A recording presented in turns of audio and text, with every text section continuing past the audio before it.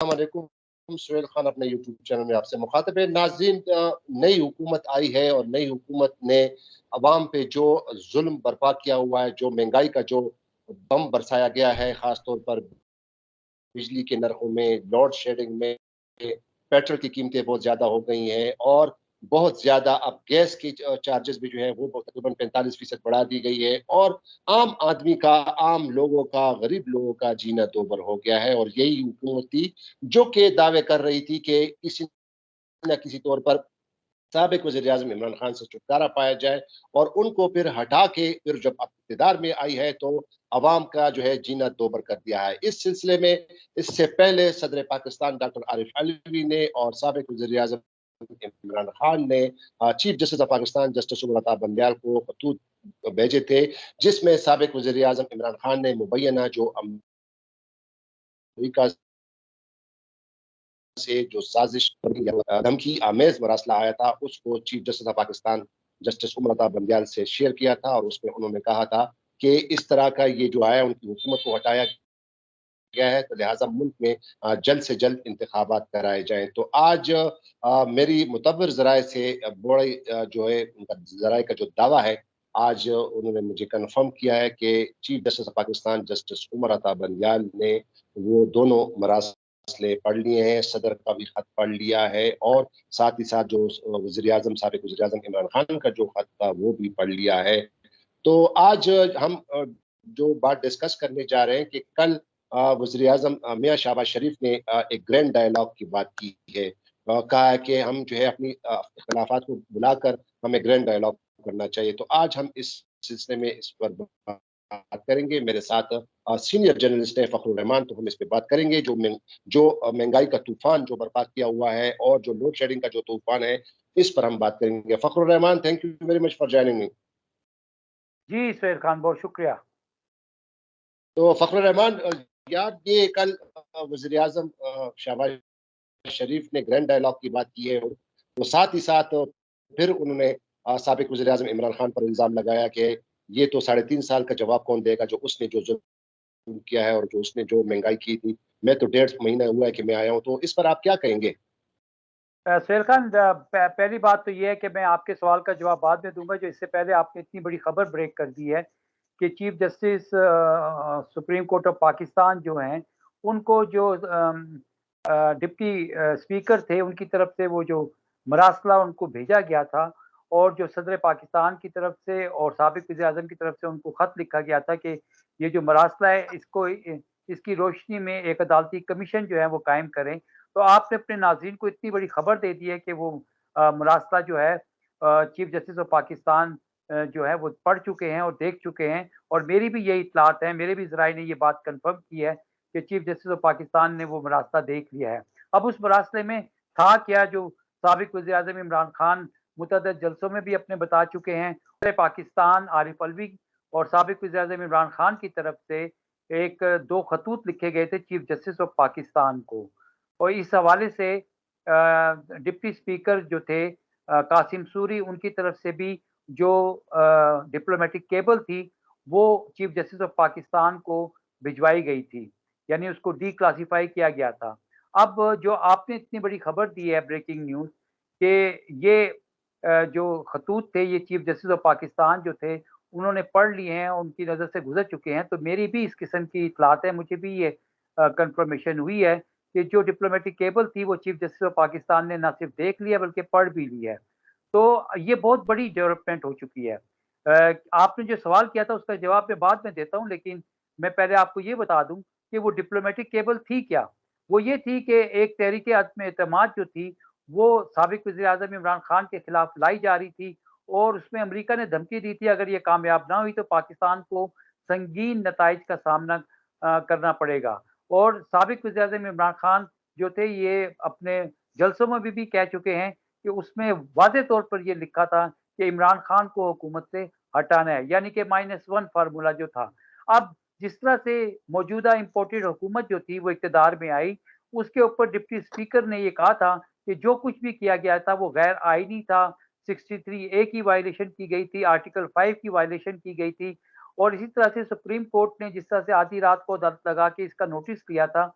और जो इस वक़्त इस मौजूदा हुकूमत की जो कानूनी हैसियत है, वो गैर आईनी है। तो इमरान खान की तरफ से तमाम जलसों में ये मुतालबा किया गया कि आम इंतखाबात जो कि उनका इनेकाद जो है उसके हवाले से तारीख दी जाए और इसी हवाले से उन्होंने अपने लॉन्ग मार्च का भी ऐलान किया था। अब 63 ए के हवाले से सुप्रीम कोर्ट जो है वो अपना तफसीली फैसला जो है वो आइंदा चंद दिनों में जारी कर सकती है और इसमें जिस तरह से सूरत-ए-हाल बनी हुई है कि इस वक़्त हुकूमत की जानिब से जो मौजूदा इम्पोर्टेड हुकूमत है, इन्होंने पेट्रोल की कीमतों में ₹60 इज़ाफ़ा किया, बिजली की कीमतों में ₹24 पर यूनिट इज़ाफ़ा किया, 45% जो है वो गैस की कीमतों में इज़ाफ़ा कर दिया है।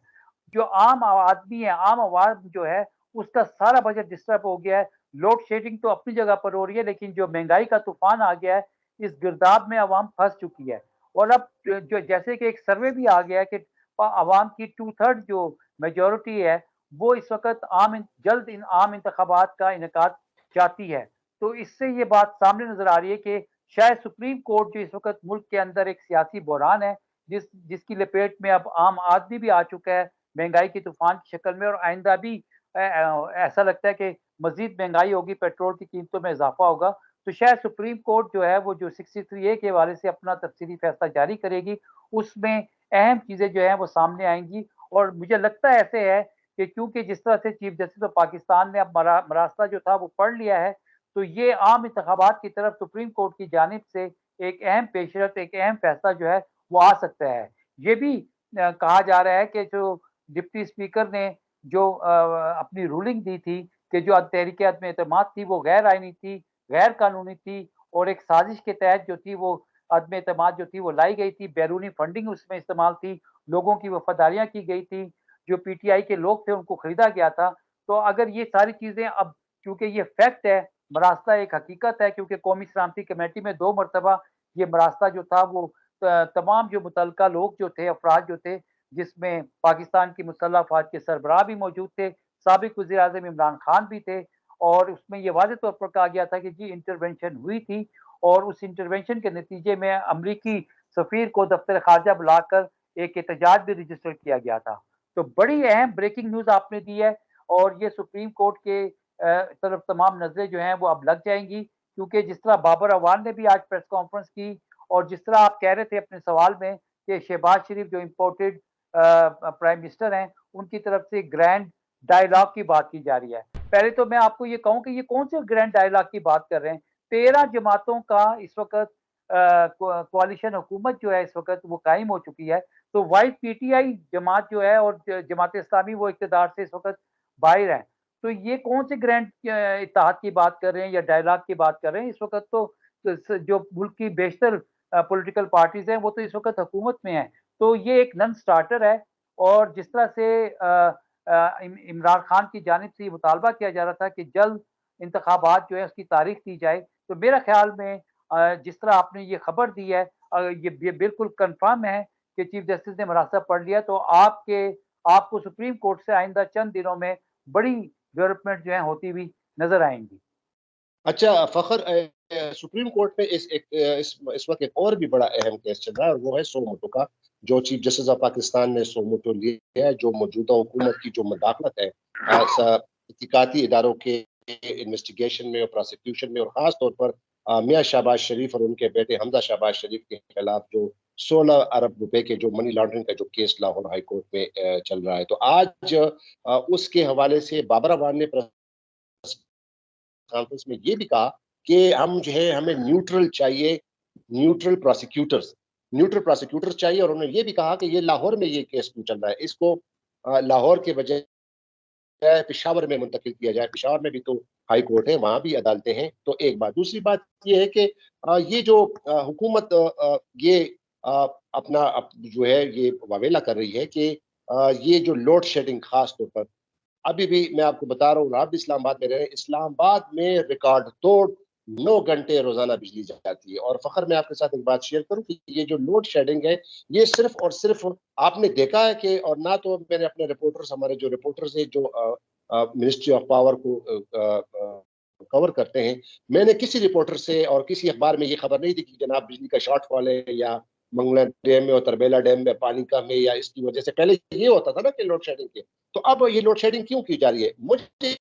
ये पता चला है कि ये लोड शेडिंग की जो सबसे जो बड़ी वारदात जो मौजूदा हुकूमत कर रही है, वो सिर्फ और सिर्फ इसलिए कि ये अवाम जो है ये तंग आ जाएं, और ये जो बिजली जो बढ़ा रहे हैं तकरीबन 10-11 यूनिट जो है वो बढ़ जाएगी, और जीएसटी और वगैरह तमाम टैक्स लगा के तकरीबन वो बहुत ज्यादा 15 तक चली जाएगी। तो मेरे ख्याल में ये हुकूमत की एक किस्म की जो है अनहोनी जो है वारदात है कि लोगों को मजबूर करे, क्योंकि जब बिजली नहीं होगी लोग तड़पेंगे। सख्त गर्मी है, अब ये जून का महीना शुरू हो गया, और जो मौसम का जो फोरकास्ट है वो और भी आने वाले दिन बड़े सख्त है, बड़ी सख्त गर्मी होगी। आज भी 43 डिग्री सेंटीग्रेड है, कल शायद 44-45 हो जी जाए। सुहेल तो खान, इस पर आपका क्या कहना है? शॉर्ट आपने कहते हैं। जी, आपने बिल्कुल वैलिड सवाल किया। पहले अवाम का की जो तकलीफ है उससे मुतालिक सवाल का जवाब दे देता हूँ। देखें, इस वक़्त जो यूनिवर्सिटी में जाने वाले नौजवान हैं, वो वहाँ पर बिजली की शदीद लोड शेडिंग है, जिसकी वज़ह से उनकी पढ़ाई मुतासिर हो रही है। कुछ बच्चे जो हैं वो एग्ज़ाम्स दे रहे हैं, उसकी तैयारी कर रहे हैं, वो उनकी पढ़ाई मुतासिर हो रही है। इसी तरह से आम आदमी का जो कारोबार है, वो इस लोड शेडिंग की वज़ह से बहुत ज़्यादा मुतासिर हो रहा है। और ये यकीनन, जैसे मैंने आपको कहा कि क्योंकि ये जो इम्पोर्टेड गवर्नमेंट है, इसके पास मैंडेट नहीं है, और ये आईएमएफ की जो शराइत है उसके तहत इन्होंने बिजली की कीमतों में और जो पेट्रोल की कीमतों में इज़ाफ़ा किया है, और गैस की कीमतों में 45% का इज़ाफ़ा किया है, उसका सारा बोझ जो है वो अवाम के ऊपर पड़ रहा है। यानी जो पुराने पाकिस्तान का मुतालबा कर रहे थे, वो भी अब अपने कानों को हाथ लगा रहे हैं। वो कह रहे हैं कि ना हमें नया पाकिस्तान चाहिए, ना पुराना पाकिस्तान चाहिए, हमें कोई दरमियाना पाकिस्तान जो है ना, वही दे दें। और वो इस वक़्त हुकूमत को जिस तरह से बददुआएँ मिल रही हैं, इस इम्पोर्टेड हुकूमत को, आप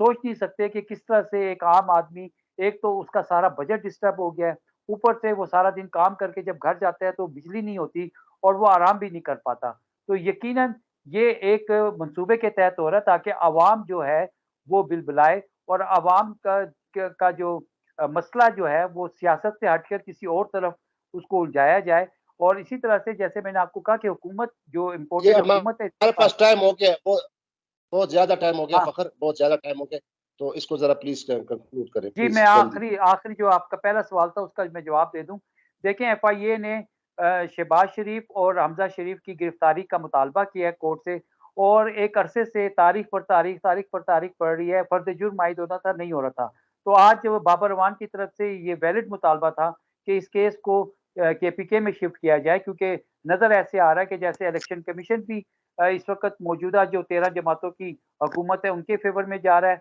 और इसी तरह से जो अदालतों में इस वक़्त जो कार्रवाई चल रही है वो भी इनकी फ़ेवर में जा रही है। तो सुप्रीम कोर्ट ने हुकूमत को वक़्त दिया है कि वो ईसीएल के हवाले से अपना